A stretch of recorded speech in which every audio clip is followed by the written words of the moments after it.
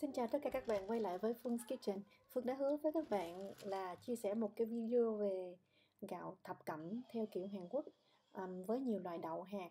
Nhưng mà vì cái lý do là mình vẫn chưa thu thập đủ cái thông tin và những cái phương pháp, những cái cách nấu hướng dẫn các bạn, cho nên Phương đã cần rất là nhiều thời gian để tìm hiểu thông tin. Hôm nay mình sẽ giới thiệu cho các bạn ba cái cách mình nấu cơm. Một là mình sẽ nấu bằng cái nồi nấu cơm Cuckoo của Hàn Quốc. Đây là một nồi áp suất điện nấu cơm Hàn Quốc rất là dẻo và ngon. Hai là mình sẽ nấu nồi cơm điện của Việt Nam. Và ba là mình sẽ dùng một cái nồi gang đáy dày bình thường. Thì mình đã làm rất là nhiều lần và nghiên cứu về cái lượng nước và cái lượng đậu sao cho nó chuẩn nhất, để mình có được cái hạt cơm dẻo và hạt đậu nó không bị sống, không bị sượng. Các bạn theo dõi nha. Thật ra là nhà của mình cũng rất là thường ăn cơm thập cẩm. Bình thường thì Phương đo lường bằng mắt không à. Hôm nay vì làm cái video clip này mình sẽ cân đo cho chính xác cái lượng đậu, lượng gạo và lượng nước cho các bạn làm theo. Hồi trước khi mà mình học y tá thì mình cũng có học một chút xíu kiến thức về dinh dưỡng. Nhưng mà những kiến thức đó cũng lâu lắm rồi, mình cũng phải tìm hiểu lại thông tin trên mạng rất là nhiều để mình có thể hướng dẫn cho các bạn xem trong cái video clip này. Bình thường mình sẽ nấu hai cái lon gạo này, tổng cộng là 300g. Tuy mình biết rằng trong các loại gạo thì gạo trắng là loại gạo ít chất dinh dưỡng nhất, nhưng mà mình vẫn giữ lại một khắc. Tại vì nếu mà không có thì thật sự là rất là khó ăn. Người Việt mình có văn hóa là ăn gạo trắng từ bao nhiêu đời rồi, bao nhiêu thời nay rồi. Bây giờ mà bất thình lình bỏ gạo trắng thì mình nghĩ là không ai có thể đu theo trong thời gian dài được. Mình sẽ dùng 150g gạo trắng. Thay cho một khóc gạo trắng nữa thì mình sẽ sử dụng là gạo lứt và gạo nếp than hoặc là gạo nếp cẩm. Các bạn cứ đo như thế nào làm sao cho đủ 150g. Ở đây Phương dùng là 100g gạo lứt và 50g gạo nếp cẩm. Nếp cẩm và nếp than nó khác nhau nha các bạn. Nếp cẩm nó sẽ ra cái màu hơi tím tím, còn nếp than thì nó có cái màu đen huyền, đen bóng gì luôn nè. Nhưng mà theo mình tìm hiểu thì nếp cẩm nó có độ dinh dưỡng cao hơn và cũng mắc hơn nữa. Những người lớn tuổi bị bệnh tim mạch hay là tiểu đường thì nên bỏ hẳn gạo trắng mà chỉ dùng gạo lứt và gạo nếp cẩm. Nhưng mà thật sự là những người lớn tuổi thì răng cỏ cũng không có còn tốt nữa, mà gạo lứt thì thực sự là cũng hơi cứng và khó ăn hơn là gạo thường. Cho nên là mình nghĩ cái phương pháp là mình trộn như vậy nó dễ hơn. Rồi bây giờ mình sẽ đi vo gạo. Cái khâu vo gạo này thì mình không có cần phải nói nhiều hết, mình chỉ vo cho sạch và mình phải ngâm trước nửa tiếng trước khi mình nấu cơm. Mình nghĩ là người Việt không có thói quen này, nhưng mà người Hàn Quốc là thường vo gạo xong và để ngâm ít nhất khoảng 15 phút thì khi nấu cái hạt gạo nó sẽ rất là dẻo. Tiếp theo Phương sẽ nói về cái phần các loại hạt và các loại đậu mình cho vào gạo. Ở đây Phương có saripte là một dạng đậu đen. Nếu mà không có, các bạn có thể dùng đậu đen của người Việt. Tiếp theo mình có nữa là đậu đỏ. Đậu đỏ này các bạn vô các chợ mà bán mấy cái đồ organic nó cũng có bán rất là nhiều, hoặc là chợ châu Á cũng có bán. Còn đây là đậu gà. Đậu gà thì Phương thấy là dạo này cũng khá là quen thuộc với lại trong ẩm thực Việt. Đậu gà nổi tiếng với cái độ dinh dưỡng của nó, có khả năng oxy hóa mạnh rất là cao, chống ung thư, tốt cho tim mạch, giảm cholesterol. Rất là tốt, các bạn có thể tìm hiểu thêm trên mạng. Lúc này thì người Việt mình dùng đậu gà trong các món như là gà nấu đậu, bò hầm. Có cả món tàu hũ mà làm từ đậu gà cũng rất là bổ dưỡng nữa. Ở đây là hạt ý dĩ, còn gọi là hạt bo bo, các bạn hay ăn trong sâm bổ lượng nữa nè. Đây là quinoa, tiếng Đức gọi là quinoa, hình như tiếng Anh cũng gọi là như vậy. Còn tiếng Việt gọi là hạt diêm mạch. Hạt diêm mạch thì nó có nhiều màu, màu vàng, màu đen, màu đỏ. Nhưng mà hình như là mấy cái màu mà nó đậm hơn thì nó có giàu chất dinh dưỡng nhiều hơn là cái màu vàng.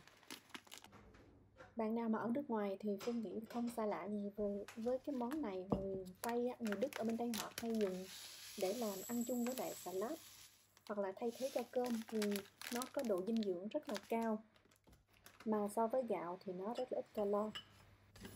Còn một món đậu nữa là đậu lăng. Đậu lăng thì có nhiều hình dạng, có dạng màu nâu, rồi có màu xanh lá cây và màu cam.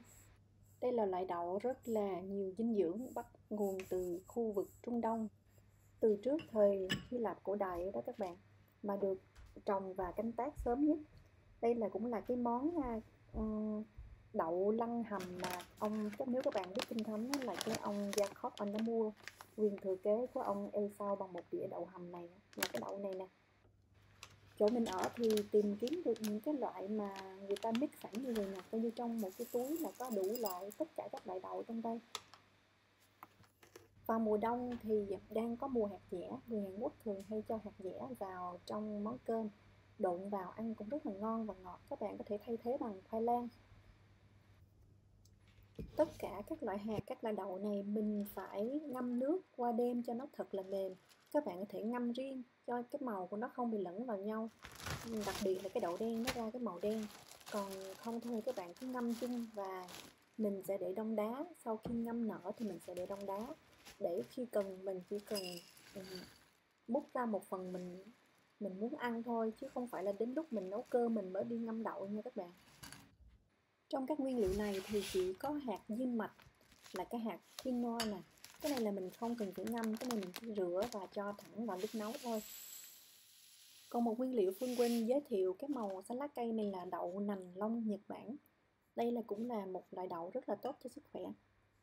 Các bạn có thể ngâm chung, mà cũng có thể làm như mình là mình ngâm riêng mỗi thứ mà mình cho vào hộp, hoặc là một cái túi ziploc riêng mỗi thứ, và khi nấu mình muốn cho cái nào nhiều thì mình cho.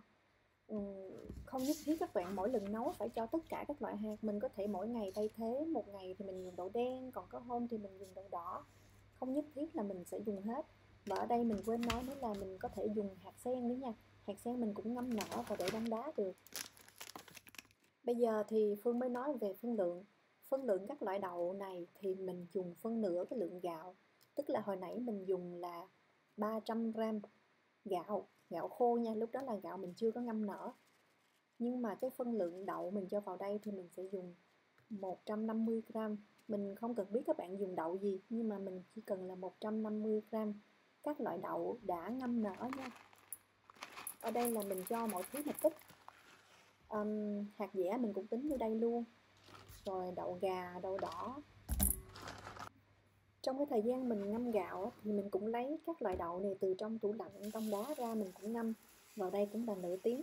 Mặc dù mình có ngâm rồi nhưng mà để đông đá lấy ra thì mình vẫn phải rửa lại và cũng ngâm chung thời gian với gạo là nửa tiếng nha. Tỷ lệ gạo và đậu hôm nay Phương hướng dẫn là 7-3, có nghĩa là 7 phần gạo và 3 phần đậu. Còn bạn nào mà không thích ăn đậu thì có thể tăng lên 8-2.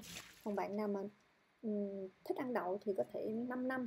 Nhưng mà mình nói là 5-5 thì hơi khó ăn nha, tại vì đậu nhiều thì cái gạo mình sẽ hơi khô, mặc dù là tốt cho sức khỏe hơn nếu mà mình ăn nhiều đậu hơn. Phương sẽ cho cái phần gạo và phần đậu này vào nồi cơm điện. Phần gạo mình cho vào trước, phần đậu thì mình rải lên trên bề mặt, để khi mà cơm chín thì mình sẽ múc và không có bị nát. Cái đậu của mình nhìn nó vẫn ngon mà nó sẽ không chìm đi đâu mất tiêu, và nó cũng không có bị nhuộm cái màu đen thui nữa. Lượng nước trong cái phương pháp nấu đầu tiên Phương hướng dẫn ở đây là nấu bằng nồi cơm điện áp suất Hàn Quốc hiệu Cuckoo. Cái nồi này thì mình không cần nhiều nước. Hồi nãy mình đo cái lượng gạo xong xuôi rồi, nhưng mà mình không có quay, mình không nhớ. Nhưng mà cái lượng nước mình cho vào đây là nó phải ít hơn khoảng chừng 10% cái lượng gạo. Thí dụ như là tổng cái lượng gạo đậu này là 500g thì mình sẽ cần là 450g nước. Một cái điều nữa là mình cho vào gạo thì cái này là không cần thiết, các bạn có thể làm nhưng mà không nhất thiết nha. Mình cho 1 muỗng cà phê dầu ăn, tại vì trong các loại đậu hạt này đó có những cái loại mà vitamin, khoáng chất bảo hòa tan trong dầu, cho nên là nó cần dầu để nó hấp thụ được những cái khoáng chất và vitamin vào cơ thể của chúng ta. Loại dầu mình cần sử dụng hay là nên sử dụng là dầu dừa, dầu ô liu. Ở đây thì Phương dùng dầu quả óc chó. Nồi này cũng có cái chương trình nấu cơm thập cẩm, tiếng Hàn Quốc gọi là chập cục. Mình sẽ chọn cái chế độ này và mình thấy là cái nồi nó sẽ tự cân đo trọng lượng nước và gạo và tính thời gian. Với cái phân lượng này thì cái nồi này nó cần khoảng 40 phút từ lúc mình bấm nút đến lúc mà mình có thể ăn được đó các bạn, cũng khá lâu ha. Đây là phân lượng nước mà Phương thấy là chuẩn để cho các loại hạt nó cũng vừa chín luôn, chứ nó không có bị sống. Mình nói trước là người Hàn Quốc ăn gạo mềm hơn người Việt Nam nha. Người Việt Nam ăn là hồi xưa Phương nấu cơm á, là ông xã lúc nào cũng nói sao em nấu cơm gì mà khô queo. Người Hàn thì nấu gạo dẻo và ướt át hơn là người Việt. Các bạn xới cơm cũng cẩn thận để đừng có để những cái hạt đậu này nó nát thì cũng tiếc. Rồi cái cách thứ hai mà Phương muốn hướng dẫn là nấu bằng nồi cơm điện mà nhà người Việt nào cũng có. Phương phải chạy sang nhà cô bạn thân để mượn nồi cơm nhà cổ để Phương thử nghiệm lại các bạn. Mình cũng làm các bước như là mình vo gạo, rồi các loại đậu trong tủ đông thì mình cũng lấy ra, mình cũng ngâm chung trong vòng nửa tiếng hai cái loại này.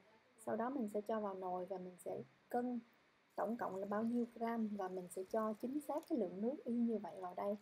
Ở đây mình cân được 540 gram thì mình sẽ cho 540 gram nước. Nồi này có chế độ nấu cơm thập cẩm nhưng mà nó để là nấu tới 55 phút lận. Thời gian nấu là Phương thấy khoảng chừng 15 phút lâu hơn cái thời gian Phương nấu bằng nồi cơm điện Hàn Quốc, nhưng mà thành phẩm thì Phương thấy ăn vẫn ngon, vẫn y như vậy thôi. Các loại hạt và loại đậu rất là mềm, không có bị sượng hay là bị sống. Cái cách thứ ba mà Phương thử nghiệm là nấu bằng nồi gang đáy dày. Ở đây mình mua cái nồi này để hướng dẫn cho các bạn nấu, chứ mình bình thường là cái nồi cơm điện. Cái nồi này khá là mắc tiền nhưng mà chất lượng thì rất là tốt luôn. Mình thấy là nấu nhanh nhất nữa, rất là ngạc nhiên ha. Thì mình thấy là mình cũng cho cái lượng nước bằng cái lượng gạo luôn, nhưng mà cái cách nấu thì hơi khác chút xíu. Có nghĩa là mình sẽ mở lửa lớn, đậy nắp lại và mình phải đứng để mình canh nha. Khoảng trong vòng 5 đến 7 phút để các bạn thấy nó sôi ụt ụt lên, mình sẽ mở nắp ra, hí hơi khoảng chừng vài giây. Mình hạ lửa xuống còn số 1,5. Cái lò nhà mình là bếp điện, mình sẽ hạ xuống còn 1,5 đến 2 thôi. Và sau đó mình sẽ nấu tiếp trong thời gian là 15 phút. Sau 15 phút nấu tốc độ 1,5 hoặc là 1 thì mình sẽ tắt lửa và mình để yên như vậy trong vòng tiếp tục là 10 phút. Sau 10 phút thì mình mới kéo cái nồi ra cái chỗ khác. Này là bếp điện nha các bạn. Nấu bếp ga thì có thể là thời gian phải khác nữa đó. Trong quá trình nấu bằng cái nồi này các bạn không được mở nắp. Mình chỉ mở nắp nãy giờ là chỉ có một lần lúc mà nó sôi thôi. Còn mình đậy nắp cho tới lúc chín luôn. Bây giờ thì mình mới mở nắp và mình múc cơm ra chén này. Sau khi thử nghiệm 3 cách thì Phương thấy rằng cái lượng nước bằng với lại cái lượng gạo sau khi mà mình ngâm mà mình đo. Thì các bạn cứ mà như vậy mà áp dụng thôi. Sau đó mình sẽ điều chỉnh lượng nước theo khẩu vị của gia đình của mình. Các bạn biết không, các loại hạt và các loại đậu mình cho vào đây là có giá trị dinh dưỡng rất là cao. Đây là giống như là một cái nguồn cung cấp chất đạm thực vật mà dành cho những người mà ăn chay gì đó. Rất là nhiều canxi. Những cái em nhỏ thì ăn những cái loại cơm này thì rất tốt cho xương. Những người lớn tuổi nữa, hoặc là những người mà mẹ bầu đang có thai hoặc là mới sanh con cũng vậy nữa. Và đặc biệt là tất cả các loại hạt này tốt cho hệ tiêu hóa, ổn định đường huyết cho những người bị tiểu đường. Còn những người mà bị về tim mạch thì cái sự lưu thông máu, tuần hoàn máu nó tốt hơn. Còn một điều mà Phương muốn nói ở đây, các bạn nghe thì có thể nói là nó hơi kỳ lạ, nhưng mà đây là đã có khoa học chứng minh. Các bạn có thể kiếm trên mạng về nhiều hơn về thông tin. Thì cái cơm là tinh bột, mình sẽ ngăn chặn cái sự chuyển hóa tinh bột sang dạng đường hấp thụ vào máu bằng cách là khi mà cơm nó chín, nó còn nóng, hơi nguội chút xíu rồi mình sẽ cho những cái phần cơm này vào một cái chén, những cái phần thố, sau đó mình đậy đông đá. Cái quá trình đông đá sẽ làm chậm cái quá trình mà chuyển hóa tinh bột sang đường, thì sẽ rất là tốt cho những người bị tiểu đường hoặc là những người muốn ăn kiêng, tại vì các bạn không muốn hấp thụ nhiều tinh bột vào cơ thể, đúng không? Buổi trưa khi mà thường chỉ có một mình mà từ nhỏ đi học á, thì mình hay lấy những cái phần cơm đông đá này ra, cho vào lò vi sóng, làm nóng khoảng chừng 2,5 phút, thì các bạn sẽ có được những cái chén cơm nóng hổi, dẻo, ngon, thơm như là mới nấu ra vậy đó. Và cái chất lượng dinh dưỡng trong cơm hoàn toàn không bị mất đi so với mà cái việc các bạn để cơm trữ trong ngăn mát tủ lạnh. Thực ra là chưa có một cái chứng minh nào chính xác là cho thấy nếu bạn ăn cơm thập cẩm thì sẽ giảm cân. Nhưng mà cái hoàn toàn chính xác đó là khi mà mình chỉ ăn nửa chén cơm thôi, các bạn sẽ thấy là mình no. Khi Phương ăn cơm gạo trắng, mình ăn 2 chén vẫn chưa thấy no, mình lùa rất là nhanh luôn. Nhưng mà ăn cơm thập cẩm mặc dù nửa chén, 2/3 chén, nhưng mà mình nhai rất là kỹ, cảm giác ăn nó no lâu, giống như là mình nạp vào trong người rất là đủ chất dinh dưỡng, và mình không có cảm giác như là thèm ăn thêm cái gì nữa. Ở nhà một mình thì Phương chiên thêm miếng trứng. Ở đây mình có lòng trắng trứng thôi à, tại vì lòng đỏ hình như là làm bánh hay sao đó. Ăn thêm vài lát rong biển, vài củ tỏi ngâm nước tương, vài lát kim chi, chút xíu rau luộc. Như vậy là bữa cơm của mình đã rất là đủ chất rồi.